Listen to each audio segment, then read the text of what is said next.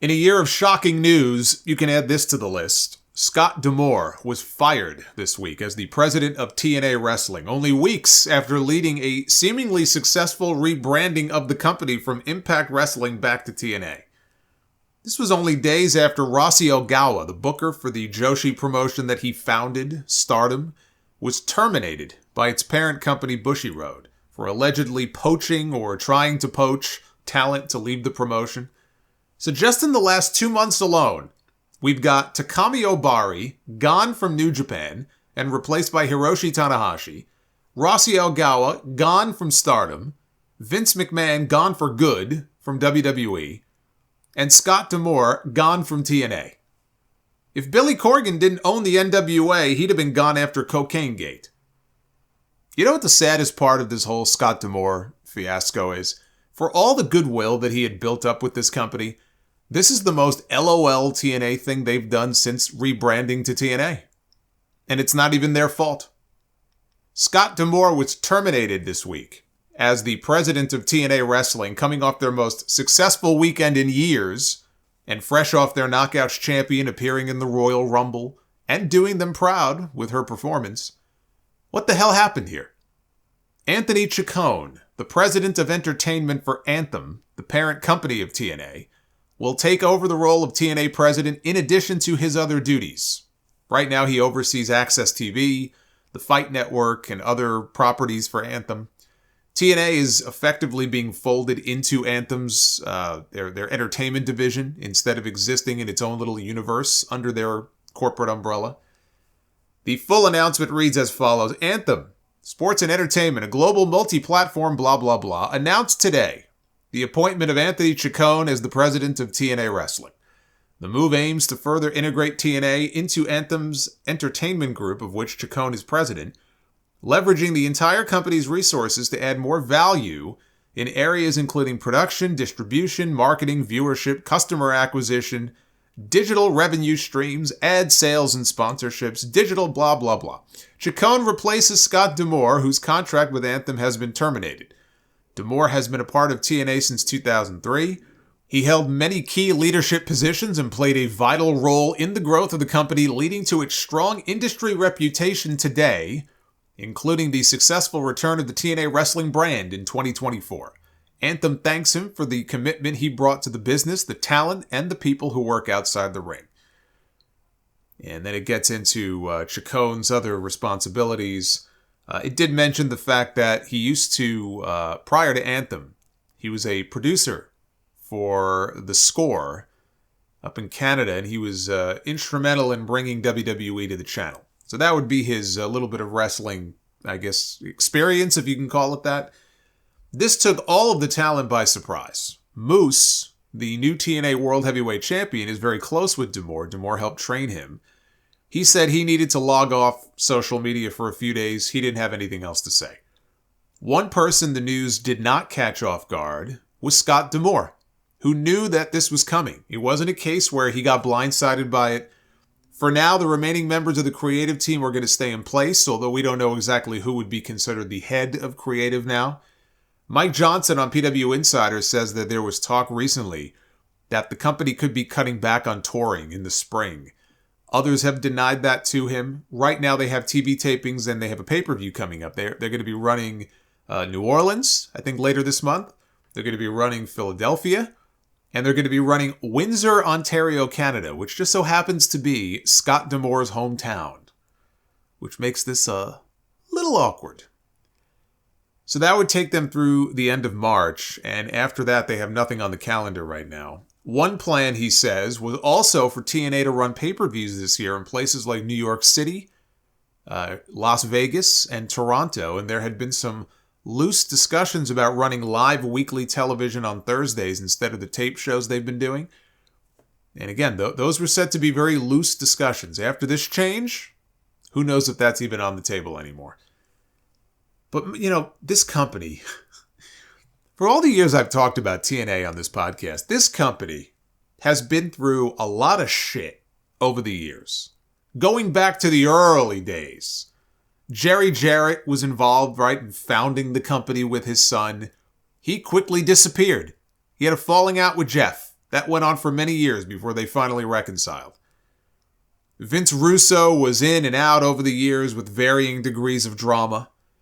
Dixie Carter ran things for a long time, had her own share of controversies.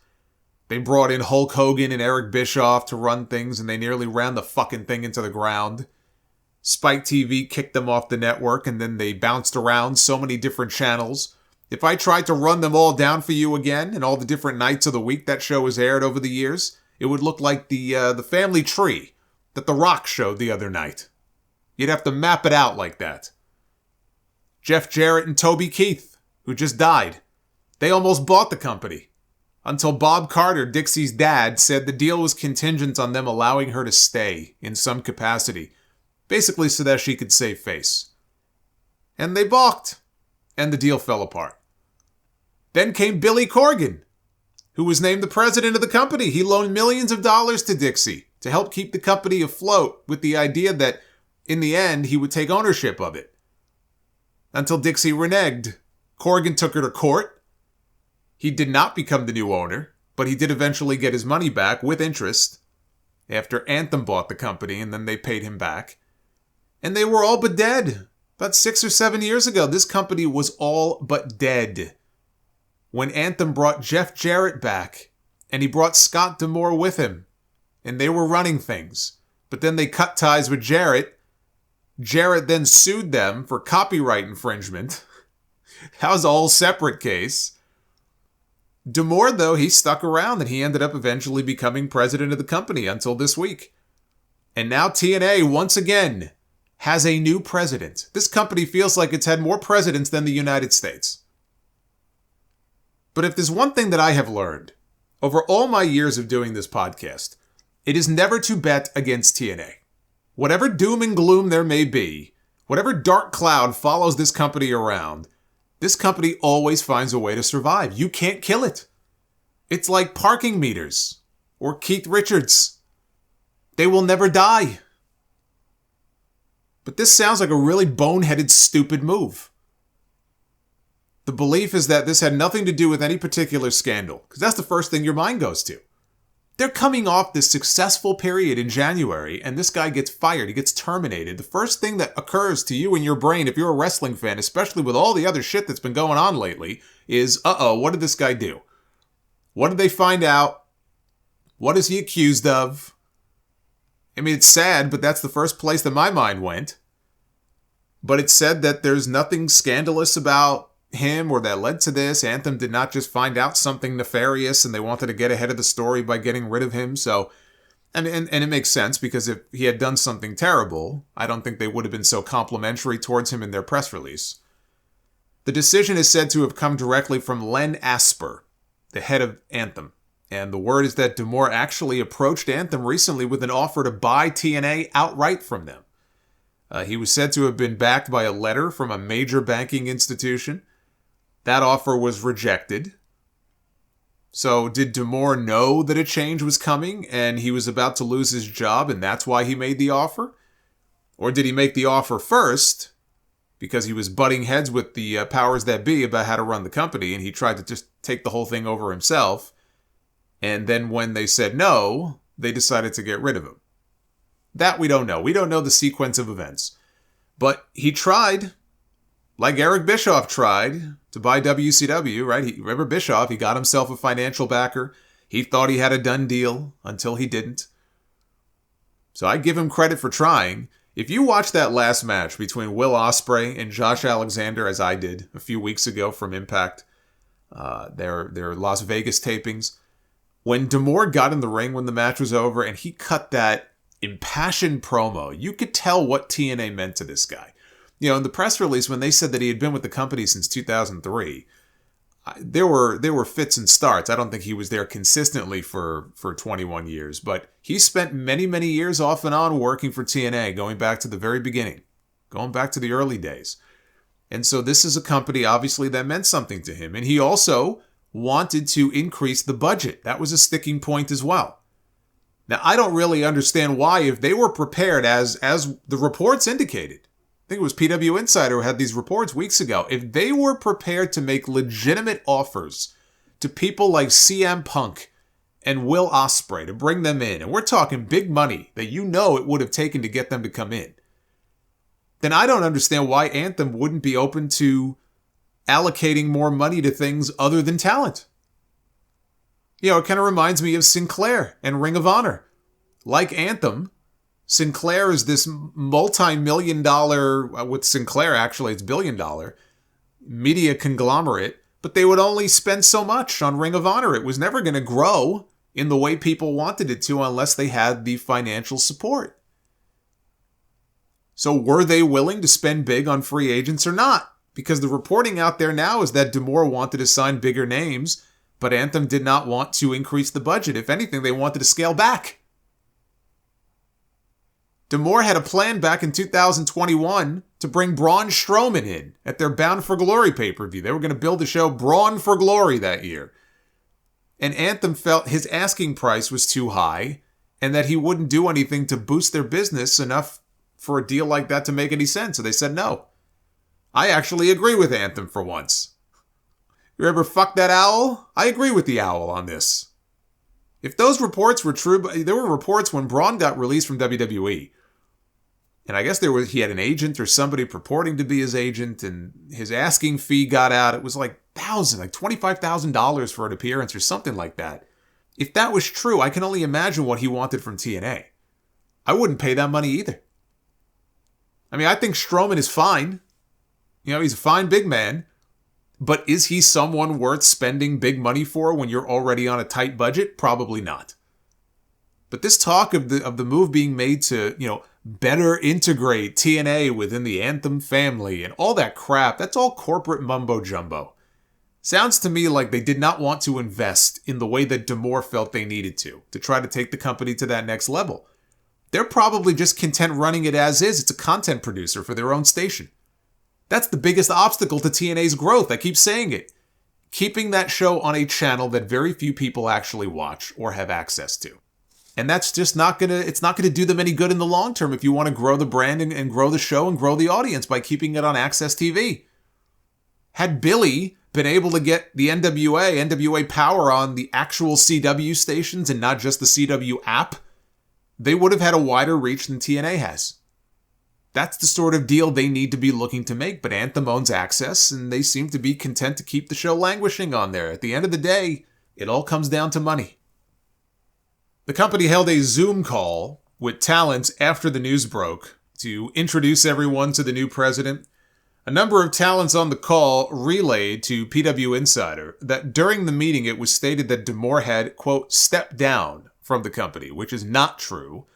That's not even what they said in their own statement. So, I mean, right out of the gate, it was a pretty poor way to start things with what the talent felt was a lie. Talent was not given a chance to ask any questions, and a lot of them were very upset about that as well. A lot of the talent were very angry about D'Amore's firing. Others were taking a wait-and-see approach. This whole thing feels like a huge mistake on Anthem's part. TNA was starting to build some real momentum for the first time in years. And building goodwill with the fans, morale is said to be the highest it's been in a very long time. You don't then go out and fire your top executive coming off the kind of month that they just had. It'd be like a baseball team on a 12-game win streak firing their manager mid-season.